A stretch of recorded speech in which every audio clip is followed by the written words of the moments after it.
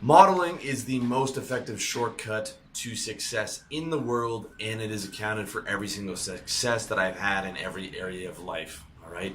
By modeling, I mean taking what someone else has done, analyzing what's made them successful, and using deductive reasoning to take away to the most effective parts of their success, and then seeing whether you have the capabilities to model what that guy's done. All right. It is the most important skill you can have for success, and deductive reasoning itself is one of the top three, if not the most important skill for just success and understanding in life. It is so important. By deductive, I mean taking things away. Okay, this guy's really good with girls. What is he doing right? Is he really good looking? Is it his game? What is it? And you can figure that out by taking things away, right? You can take away his game and say, all right, would women still be attracted to him? Brad Pitt is a good example. So by using deductive reasoning, you can see that a lot of his success comes from the fact that he's extremely good looking. That's just one example, but it applies to every area of your life, all right? So let's start with massive success. We're going to start with billionaire level success, all right? And look at our boy Donald Trump here, the Time Magazine Man of the Year 2016. Trump is worth multi-billions of dollars, depending on who you talk to. According to him, it's 10 billion. According to other people, it's as low as 1 or 2. But he is worth a lot of money, right?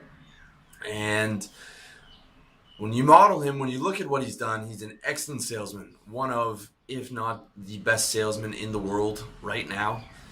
This can be learned. It can't be learned on his level, but you can learn to be an excellent salesman, especially if you read my book, How to Sell. There's me selling to you right there. But Donald Trump also had a $10 million loan from his very successful real estate development father. He also had a lifetime of his father's positive motivation and a lifetime of his dad's real estate advice coming from an extremely successful guy. And he had his dad's entire network of New York real estate connections in terms of lawyers and councilmen and all that to work with. So he had a massive advantage that you don't have, okay? In fact, when you look at the Forbes 100, deductive reasoning shows you that the vast majority, if not all of the billionaires, have advantages that you cannot model. You might be able to model some of the things that they do, but their entire skill set and connections and money and things like that are stuff that you can't model. So let me just give you a couple of examples off the top of my head. So Warren Buffett, all right? Warren Buffett has an insane IQ, and you are born with your IQ, okay? He is the best investor of all time. His IQ is through the stratosphere, all right? It is impossible to model that. He also is the son of a senator. A lot of people don't know that. So when he went knocking on doors to develop his fund, when he was selling and getting investors, he had all of his dad's connections in the city to rely on. And he, in Omaha, a relatively small town, your dad's the senator, he could get a meeting with every family in the city. Not an option that most guys have. Even if they're an incredible investor, they are not going to be able to get in the room with all these people. Or, they could, but they don't have that advantage, all right? Other thing is he's incredibly ruthless.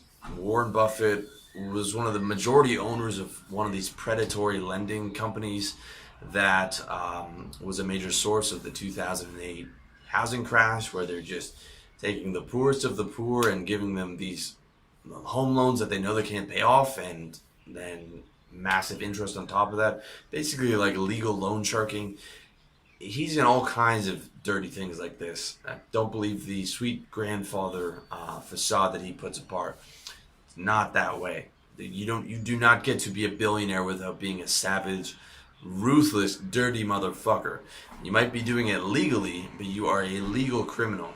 You are a legal criminal. There's no, if not an outright criminal in a number of cases that these guys haven't got caught with. They say there's no great fortune built without a crime, and I would agree. All right. Another example, Mark Zuckerberg. Okay, IQ through the stratosphere, probably 150, 160, to be able to program and invent the things that he did. Can't model that, all right? That's God given. I couldn't program a fucking microwave if I tried.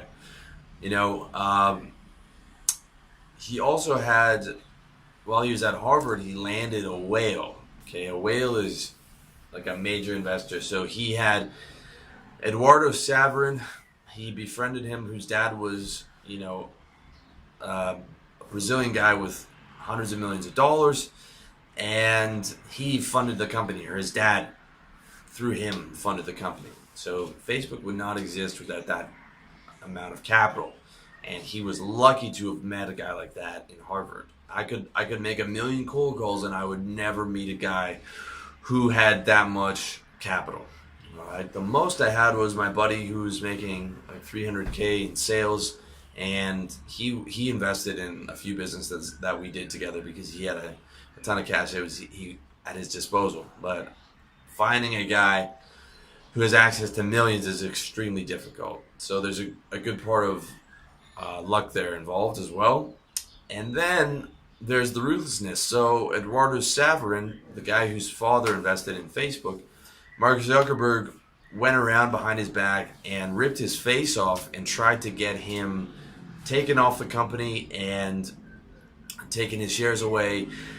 And that's how Mark got majority control of the company, by just ripping his friend's face off, whose dad was the one who put up all the money in the company. Now, eventually, Eduardo Saverin sued and, got a few billion out of it, but Mark got control of the company and became a majority shareholder, and probably would do the same thing again if he could go back in time, because that's the type of guy that these guys are. They don't give a fuck. Bill Gates, another example. Again, Mark Zuckerberg level IQ, 150, 160. That's God given. You cannot develop that. Also, his dad was an extremely successful lawyer in the DC area, worked for IBM. So his dad's connections were able to get him in with IBM. He also had a lifetime of a very successful father giving him business advice, which again, you can't model. So they eventually partnered with IBM. His dad was able to set up these meetings, and they sold them something they didn't have. If you watch Pirates of Silicon Valley, you can see that they sold them an operating system that they didn't have, which eventually became MS-DOS. But once they had the meeting with IBM and they sold them on the idea of it, then they went and bought it from some other guy for pennies, and then gave it to IBM, right? So they sold them on absolutely nothing. They did the same thing with their software. The engineers called it vaporware. So they just set the Microsoft sales team in the early days to tell people that their software did X, Y, and Z, did all these things which it didn't do, and then they just shoved it down everyone's throats, and that was a large part of how Windows was born. All right, you look at almost every major company, and their sales staff are monsters. I've worked many sales jobs, and not one single sales floor was clean. All right, and the biggest companies are the most ruthless. They do shit like that. That's part of the game. So that's the kind of stuff you got to understand if you're trying to model these guys. It's very, very difficult, except for a small minority of people